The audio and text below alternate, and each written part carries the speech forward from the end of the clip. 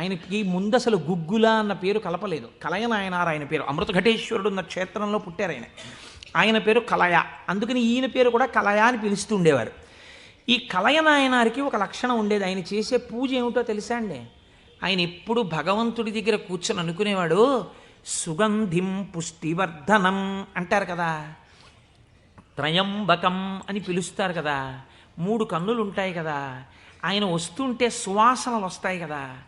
ఆనాడు మార్కండేయుడు శివలింగాన్ని గట్టిగా కౌగిలించుకుని చంద్రశేఖర చంద్రశేఖర చంద్రశేఖర పాహిమాం అని అంటుండగా యమధర్మరాజుని శిక్షించి మార్కండేయుడిని రక్షించడానికి శివలింగంలోంచి ఆవిర్భవించాడు కదా. ఆవిర్భవించినప్పుడు శివుడి కన్నా ముందు శివుని యొక్క సువాసనలు మార్కండేయుడు పీల్చి ఉంటాడు కదా. శివుడు వచ్చేసాడని పొంగిపోయి ఉంటాడు కదా. ఎంతకీ రానిటువంటి రైలు వచ్చేస్తోందని అనౌన్స్ చేసినప్పుడు ఎంత ఆనందం పొందేస్తామో, ముందు అనౌన్స్మెంటు, తర్వాత రైలు ఇంజను కనపడగానే పొంగిపోయినట్టు సుగంధిం, ఆ సువాసనలు వస్తుంటే ఎంత పొంగిపోయి ఉంటాడు కదా మార్కండేయుడు. నా పూనిక ఫలించింది, వచ్చేసాడు పరమాత్మ, అదిగో శంకరుడు, అదిగో సుగంధిం, సువాసనలు వచ్చాయి అని ఆ చంద్రశేఖర చంద్రశేఖర అన్నది ఒక్కసారి ఆపేసి ఏడి శివుడిని ఆ సువాసనల వంకి ఇలా చూస్తూ నిలబడిపోయి ఉంటాడు కదా. కాబట్టి శివుడి యొక్క సువాసన అలా ఉంటుంది కదా అని పొంగిపోతూ నేను అలాంటి వాసన పీలుద్దామని, ఆయన మహాైశ్వర్యవంతుడు కలయనాయనార్. రోజు ఇంత గుగ్గిలం పట్టుకొచ్చి ఆ గుగ్గిలం వెలిగించి గుగ్గిలం ధూపం వేసేవాడు.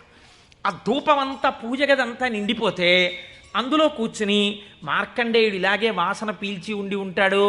ఆనాడు అర్జునుడు గబగబా వెళ్ళి తన గాంధీవం ఎత్తి కొడుతున్నప్పుడు శివుడి దగ్గరికి వెళ్ళినప్పుడు వాసనలు ఇలాగే వచ్చి ఉంటాయి అని ఆ వాసనలు పీలుస్తూ కళ్ళు మూసేసుకుని ఇవే శంకరుడి శరీరంలోంచి వస్తున్న వాసనలు, ఇక్కడే శివుడున్నాడని రోమాంచితం అయిపోయి పరవశించిపోతూ సమాధి స్థితిలోకి వెళ్ళిపోయి అలా ఉండిపోతుండేవాడు ఆయన.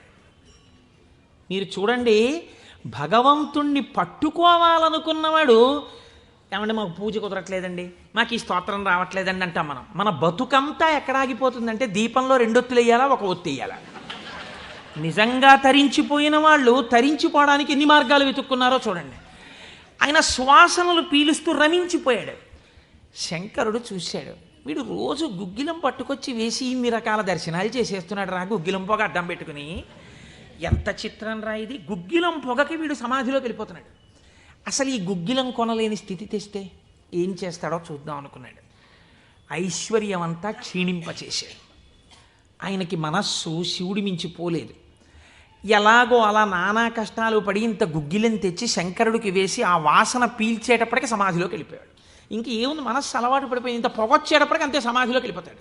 ఎంత తేలికండది. అగరత్తు వెలిగించకుండా ఉంటాం కదా, అగరత్తు వెలిగిస్తే గుగ్గిలం అయినా సమాధిలోకి వెళ్ళిపోతాడు అంతే. ఈ స్థితి చూసి శంకరుడు భార్యాబిడ్డలు తినడానికి కూడా అన్నం మెతుకు లేకుండా చేశాడు. చూద్దాం ఏం చేస్తాడు. భార్యాబిడ్డలు పస్తులున్నారు.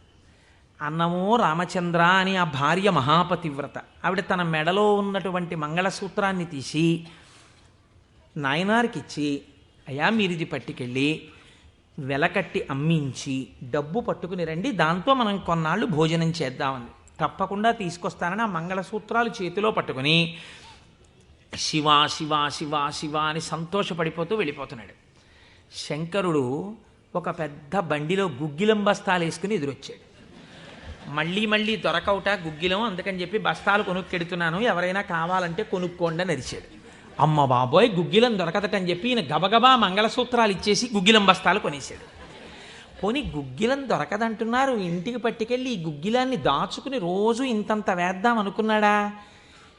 నిజంగా నాడు శంకరుడు వస్తుంటే సుగంధిం పుష్టివర్ధనం, ఇదొక్కటే ఆయన సమాధికి కారణం. ఇంత గుగ్గిలం వెలిగించి మధ్యలో కూర్చుంటే అసలు నిజంగా శంకరుడు విరాట్ రూపంతో వచ్చేసినట్టు ఉండదు. కాబట్టి ఈ గుగ్గిలం అంతా వెలిగించేస్తానన్నాడు. ఇంట్లో వెలిగించేస్తే బాగుండదు, పొగలు వచ్చేస్తాయి.